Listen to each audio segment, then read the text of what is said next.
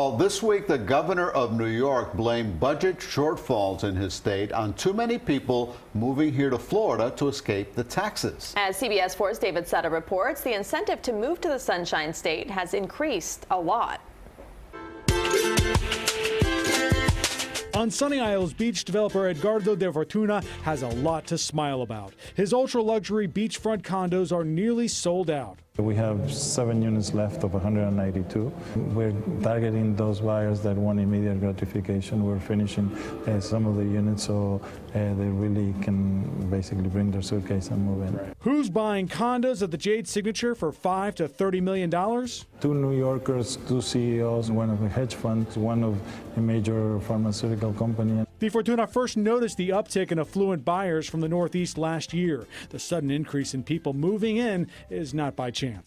Last year I was averaging 2 to 3 people a week calling me to see how they can move out and what we can do. Tax planner Barry Horowitz says it's all tied to Congress's tax reform bill. Long-standing deductions disappeared. For a person who makes $1 million a year, they are now paying $40,000 more come tax time. For the person who makes $10 million, it's costing them $400,000 a year. People are just saying we want to get out of here in droves because the dollars involved that we're losing tax-wise is not worth the stay. It couldn't be happening at a better time for South Florida. The luxury condo market has seen a surge in building in recent years, while demand from foreign buyers has dropped dramatically. There are growing concerns of what could be on the horizon. We're definitely headed for a recession. Real estate consultant Jack McCabe predicted the Great Recession more than a decade ago, well before you heard about it on TV. And I had a lot of people that tried to discredit me or had negative things to say, and of course those people are now sitting at the front of most of my speaking engagements. Now he is saying a recession is likely in the next year, unlike the last recession that hit all of real estate. This time we're going to see a large drop, especially in the new luxury condominiums. Much of his predictions is tied to the growing number of countries in or headed towards recession. Foreign buyers make up roughly 70% of Miami's luxury market. As they preserve money or withdraw money, he expects them to walk away from 50% deposits on many of Miami's new buildings. The developers will tell you they don't think there's any way that's going to happen. I'm going to tell you it's going to happen.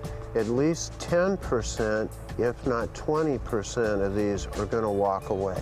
De Fortuna admitted that he already had a handful of foreign buyers walk away, but at the same time, New Yorkers are walking in.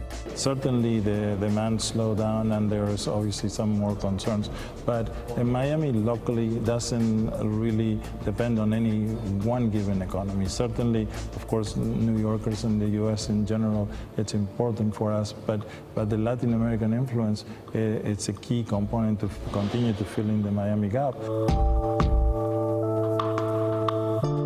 De Fortuna says not to expect a fire sale like we saw a decade ago. He says that they learned their lesson, that they have significant deposits and are not over-leveraged this time around. However, there is one indicator that we are looking at that could be an uptick in interest towards a recession, and that has to go to the commissions that realtors make. Average is usually 3%, but right now, some of the developers are offering as much as 10% if you can bring them a buyer.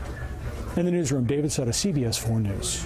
Well, New Yorkers aren't dumb. They know a good place when they see it. Yes, they do. And